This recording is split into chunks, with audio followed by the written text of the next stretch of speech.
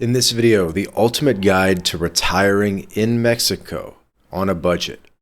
Imagine this, you're trading icy winters and steep bills for sunny beaches and affordable living, sipping coffee in Puerto Vallarta or strolling colonial streets in San Miguel de Allende, all without breaking the bank. Mexico has become a hotspot for retirees. Low costs, great healthcare, and a laid-back vibe. And it's totally doable even if you're watching your wallet. In this video, we're breaking down why it's a no-brainer, how to make it happen, what you need, and what to watch out for. If you're new here, hit that subscribe button. We put out new videos every single day about life in Latin America. But without further ado, let's get started. So I guess first let's answer the question, why retire in Mexico at all? Well, one of the big draws is it's way cheaper than staying in places like Canada or the US. Think affordable rent, affordable food, and way more fun in towns like Ajijic compared to pricey cities back home. The weather is a dream. It's warm and sunny year-round. No more shoveling snow. The healthcare is a big win. It's way better than what you experience back in Canada in the US. And I'm serious, the healthcare is literally better in Mexico than it is in Canada and the USA. Tourism is booming. There's more visitors to Mexico every single year. Everybody knows somebody that's gone to Mexico. Almost everybody's been to Mexico at this point. Everybody knows somebody that's moved to Mexico. And this means that the towns are more expat friendly than ever. And the flights are easier and cheaper than ever from places like Vancouver, Chicago, anywhere. Especially from the US, you can get a flight to Mexico for like $150. Okay? So how did this trend kick off? Well, Canadians and Americans have been heading south for decades. They used to go to Fort Lauderdale and Florida, but now they're saying, why don't we go to Mexico where things are even cheaper, the healthcare is even better, there's less of tax headaches, and it's just overall much more plug and play. Visas are easier too. And by the way, MyLatinLife, we help people get residency visas in Mexico. We've done this for 100 plus people at this point of all age ranges. So if you want to get residency in Mexico, there's a link in the description where you can book a call with us, and we can get you residency in Mexico for yourself, your spouse, your whole family, either as a plan A or even as a plan B, something that you can just have in your back pocket. Cool. So going back to the trend of Canadians and Americans going to Mexico, people have been going to places like Lake Chapala for decades. Retirees, trade deals like NAFTA opened the door as well. And also the peso has weakened significantly compared to the US dollar, so your money is going further than ever.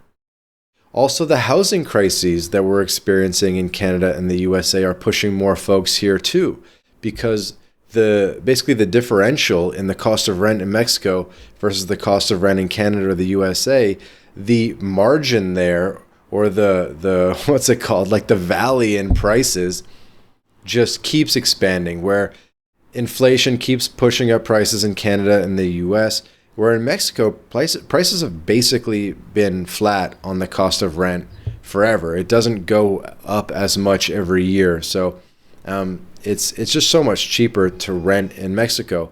And when you can rent a mansion for $1,000 a month or less, I mean, that's pretty attractive, right? Another trend is remote work, right? Where it's a lot easier to run your business remotely. It's a lot easier to be a remote employee. And the benefit of Mexico over, say, other countries in Latin America, like Argentina is pretty far, but with Mexico, you can always pop back once a month, once a quarter, whatever, for things that you have going on in Canada, the US. Maybe your job wants you to come in once a quarter. Maybe you have random obligations coming up, like weddings and this and that. So it's easy to pop back, and a lot of people do it. So let's say you're sold on the idea of Mexico, or you're at least open to the idea. Let's make a bit of like a 5-step process here in terms of making this a reality, okay? So let me walk you through the 5 steps. Step 1 is going to be picking your spot. So the location is everything. Do you want coastal or do you want inland? If you want ocean views, maybe somewhere like Puerto Vallarta. If you want good weather but you're okay with being inland, again, maybe somewhere like Lake Chapala or even San Miguel de Allende. What's cool about Mexico is there's so many spots all over the country. There's different vibes for everybody. You go to South Mexico, it's much more jungly. It looks like Costa Rica or Colombia or something. You go to northern Mexico, it's more desert-like. And the benefit of that might be that there's less bugs and mosquitoes. You know, the Gulf of Mexico has very warm waters. The Pacific coast of Mexico has sunsets and surfing. And inland Mexico, there's all different vibes. There's so many different cities ranging from, small pueblos with 10,000 people all the way to bigger cities like Guadalajara and Mexico City. So I think really in Mexico, it's just so big that there's a vibe for pretty much anyone. And at least for me, I always want to be on the beach. And there's so many different beach vibes in Mexico because the beach vibe in Vallarta is very different than in the Baja Peninsula, which is very different than in Yucatan or in Cancun, which is very different than Veracruz, which is very different than Oaxaca or Jalisco coast or Chiapas. So even if you want to be on the beach, you have a lot of different styles of beach vibes that you can choose from. Step 2 is going to be to get your visa. So retiring means staying long term.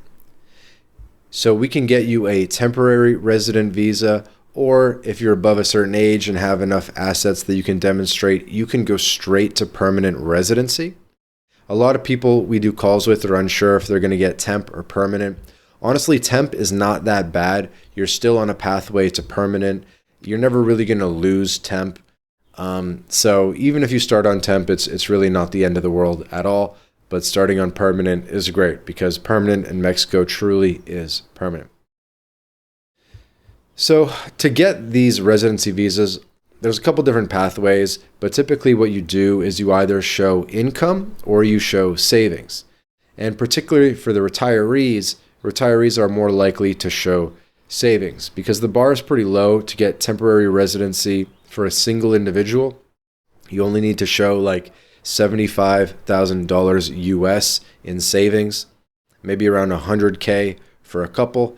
And then if you want to go straight to permanent residency, you're looking at somewhere around $300 in savings that you need to demonstrate.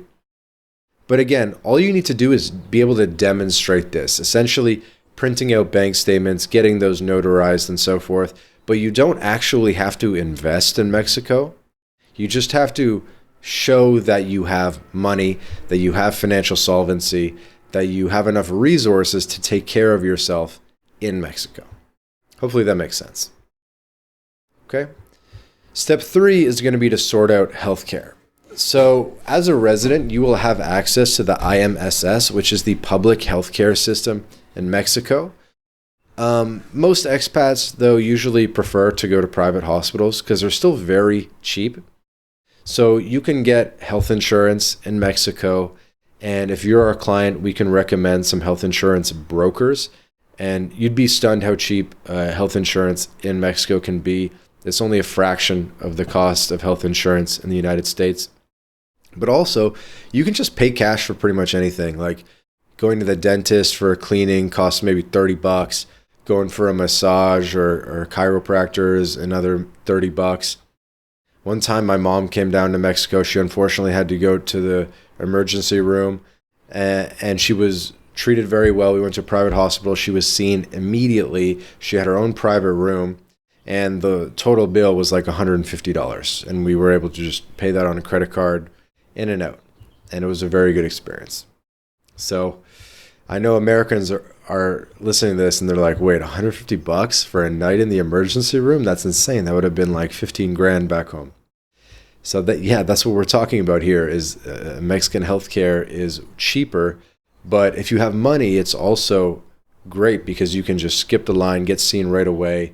X-rays cost pennies. MRIs are very cheap. Root canals are very cheap. Knee replacements are a fraction of the cost in the U.S. Pretty much everything is going to be way cheaper in Mexico, cheap enough that you could basically pay cash without even having a plan, which kind of makes life a little bit easier. But having a health insurance plan is a good idea too, especially for families. Step 4 is going to be budgeting it out. So, if I knew how much you were looking to spend, I could give you a recommendation of certain areas. As a good rule of thumb, the closer you are to the US, the more expensive Mexico is. So basically anything north of Mexico City is considered northern Mexico, and it's a bit more expensive. Anything south of Mexico City is considered southern Mexico, and it's a lot less expensive. That's sort of a rough explanation, but it more or less holds true throughout the country. So it kind of depends on your budget and what you're looking to do. You could easily, as a single adult, live on less than $1,000 a month in Mexico, or maybe as a couple for like $1,500 a month. Or if you want a bit more luxury of an experience, or something equal to or greater than your lifestyle in the United States, maybe I'd budget for like $2,500, $3,000 a month. It really depends a lot on where in Mexico. Your biggest variable is going to be rent. There are some people that spend $300 a month on rent or less. There are some people that spend $800. There are some people that spend $1,200. There are some people that spend $2,000 a month on rent. So rent is going to be your biggest variable, because food is very cheap in Mexico. Healthcare is very cheap, as we've talked about. Transportation is another variable there. How many buses you're taking, how many planes you're taking, on what type of regular basis or cadence. But by far your biggest variable is rent. Okay? By the way, Uber in Mexico is so cheap, it's ridiculous, where you can get across town for like $2.50. So you really don't need a car. I actually recommend not having a car in Mexico. It's just a headache. You'll find, because the way Mexican cities are set up, because they're sort of originally set up as these like colonial Spanish cities before cars. And so the cities are much more walkable. They're not very grid-like in their city planning. Like they have lots of like angular streets and stuff, similar to what you might find in Europe. And the sort of infrastructure for people who don't have cars is better, where, as I mentioned, Uber is very cheap, taxis are very cheap. There's a lot more buses, especially intercity buses going from one city to another, that are actually really nice buses. Like they're nicer than an American Greyhound by far. So I think you'll find that you really don't need a car in Mexico. And even if you think, well, you'd really be using it a lot, like, that you'd be in the car every day, I would just recommend you get a private driver. You could hire some guy to be your private driver for like $500 a month or something. And, he'll be not only your private driver, but also like kind of your personal assistant and this and that. And it'll probably come out to cheaper than actually owning a car yourself. So just some ideas there for you. I think that's one of the cool things about Mexico is you could have something like a private driver, which would be absurdly expensive in the US.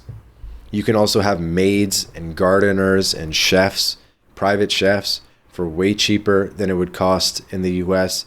I think we were paying our maid like 300 pesos a day, which is like $15 a day for like a full 8-hour day. And so per week, it was like 1,500 pesos a week, which is $75 a week, something like that. So yeah, I mean, it's kind of a no-brainer.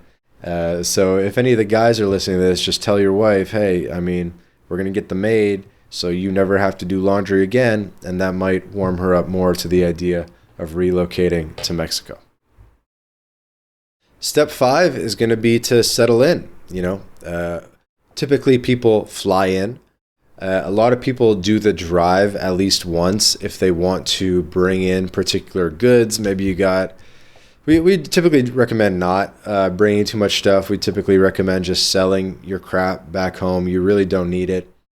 But for some people who are insistent upon bringing stuff with them, we recommend not doing the shipping container route. Shipping containers are a huge hassle and very annoying and pretty expensive. So what you can do is just come in by car one time. I know it's a little bit further from Canada, but people still do it. And you can just drive in one time. Maybe they'll drive in their dogs or their cats or family heirlooms and stuff like that. But for the most part, you're just going to be flying in and out. Other aspects of settling in might include opening a bank account. Once you become a resident, you can open a bank account very easily. Another thing is learning Spanish. We actually have a book coming out like this month on learning Spanish, so keep an eye on that.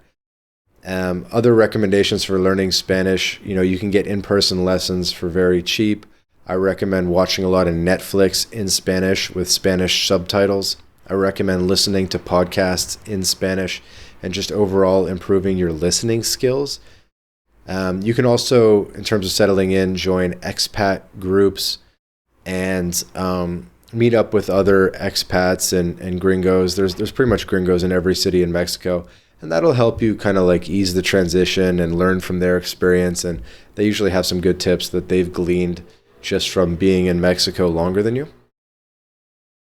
And so what's the payoff? What's the idea of Mexico? Well, one thing is definitely your savings are going to explode. Your money is going to stretch further, and you're going to have plenty left to stash or spend. Most people in the U.S. are lucky if they're saving $500 or $1,000 a month, but you'll find in Mexico you'll be able to save half your income or more easily. Another big draw is the lifestyle. Warm days, sun, 300 days a year. Dinners out cost peanuts compared to back home. There's not as much of an insane tipping culture. Healthcare, as we talked about, is a huge draw. Some people come down just for medical tourism. That's how good the healthcare is in Mexico and how much cheaper it is. I think the community is an underrated benefit as well. There's expat communities and English-speaking communities in pretty much every city and town in Mexico at this point. And of course, make friends with locals too. There's going to be communities for everything that you're into, whether it's golf or yoga or martial arts. It's going to be way cheaper to practice your hobbies in Mexico. Another big draw is the freedom, the freedom to travel the world. And if you stay in Mexico long enough, you can even get that Mexican passport, which will open up even more travel benefits around the world. So optional, but a pretty big perk to be able to go towards second citizenship. So what are some of the challenges of moving to Mexico? I guess we want to be balanced here in our discussion. So again, one would be, public health care. You're not really going to want to rely on that. We really recommend doing private health care for the most part. Although some people do public. It also depends where in Mexico you are. But private health care is probably the way you want to go. Another challenge might just be like infrastructure issues. I think the infrastructure in Mexico is overall much better than you think it is and improving rapidly. But yeah, in most of Mexico, you cannot drink the tap water. You are going to have to buy bottled water and things like that. Maybe there's less hot water to go around in the shower, depending on where you rent. So there are some of those sort of third world inconveniences, but there's also a lot of third world conveniences as well to make up for that in terms of, you can get everything delivered to your house. You can have a barber that does home appointments. You can have doctors that can do home appointments. So that stuff kind of balances out, I think, honestly. Other challenges, people get caught up on safety. Certainly there are parts of Mexico that are safer than others, just the same way that, New Hampshire is much safer than inner city Philadelphia. But for the most part, Mexico is a very safe place. And statistically, it's safer than California or Florida or a lot of places in the States. So as long as you're smart, you'll be fine. But I think you'll realize that once you go to Mexico and you see grannies walking around the street, eating ice cream with kids and people with their phones out, and everyone's pretty chill, you realize, oh, this is actually a lot more safe than the media told me it was. So how do you nail it in terms of doing the move right to Mexico? Well, I think getting the visa thing in order is important. That'll take a couple months of planning. Again, you can book a call with us. There's a link down below. Book a call with MyLatinLife, and we can cover the visa and every aspect of relocation for you. Another big question is around renting. I highly recommend not renting like long term, like a 12-month lease, until you get down to Mexico. So maybe find temporary accommodations first, either through Airbnb or a hotel or something like that.